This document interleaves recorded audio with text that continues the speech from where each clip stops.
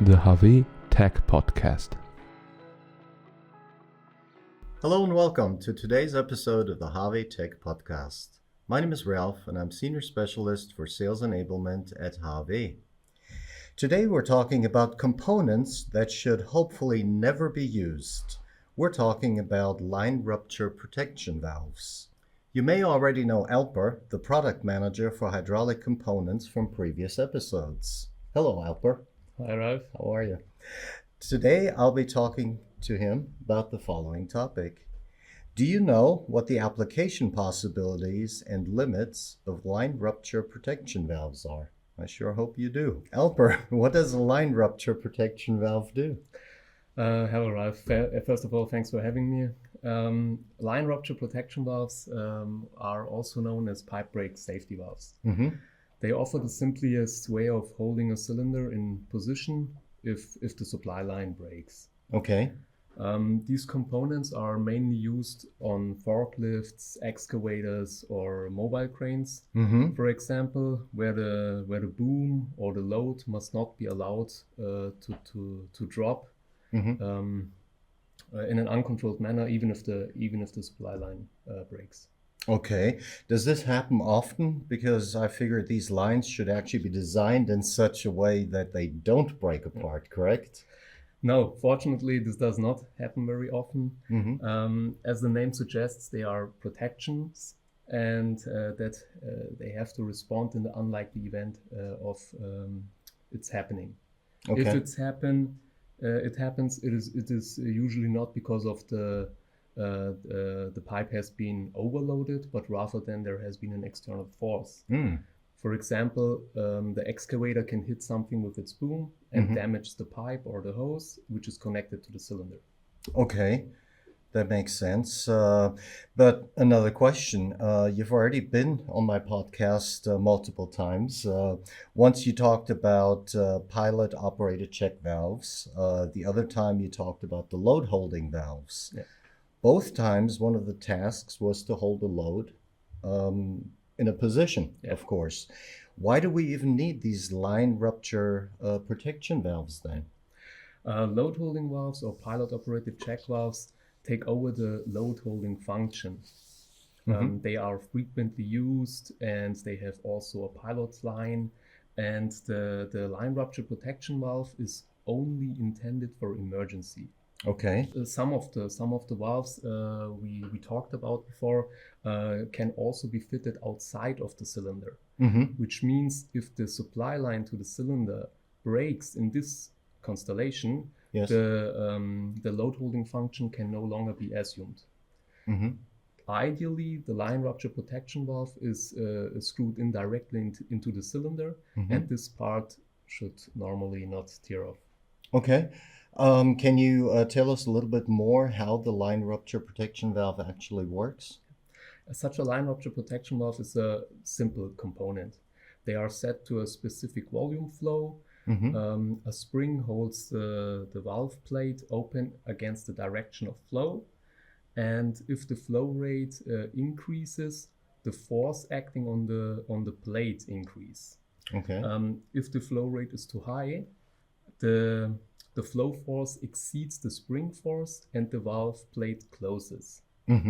This causes the pressure on the outside on the outlet side to drop, and the load pressure keeps the valve closed. Well, that sounds amazingly simple. Does it really work like that all the time? Yes, of course it works. Okay. I hear a but coming. The title of the podcast is Possible Applications and Limits. There are, of course, a few points that have to be considered.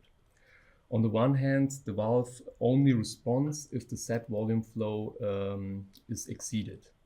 Okay. If there is just a leakage in the line, which is below the set volume flow, the valve will not respond. Okay. Now that I understand. Is there anything else? Yeah. On the other hand, I must also ensure that this set volume flow is not exceeded during normal operation. Otherwise, the valve will respond unintentionally. Okay. To do this, the line should be or could be throttled or fitted with an orifice. Okay, so it's obvious. I mean, you don't want to have a malfunction during normal operation either.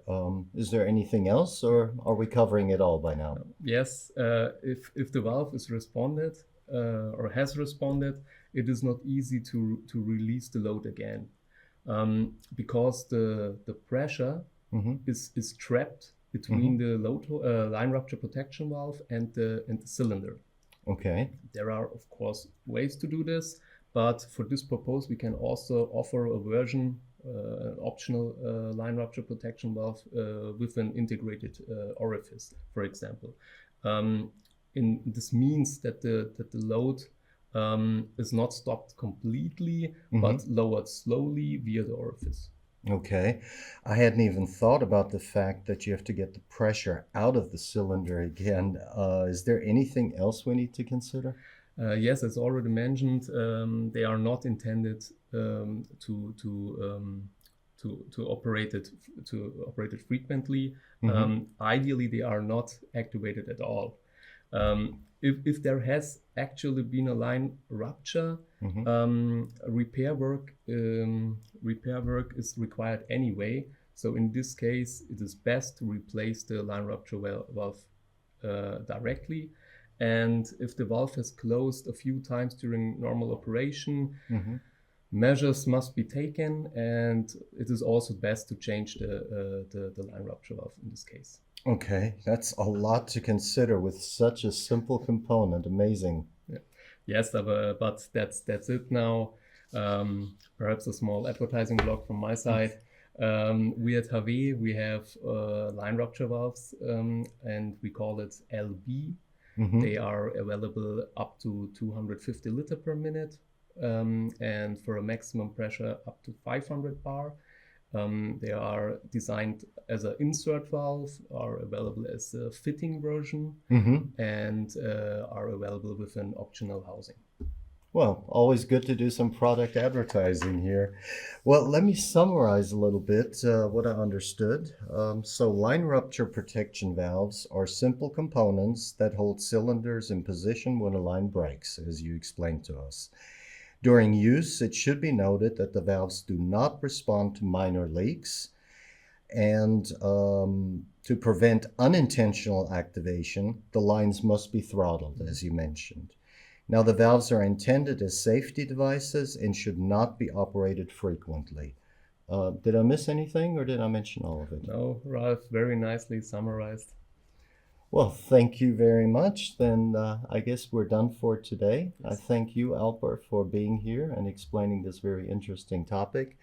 And thank you to our listeners for being here again.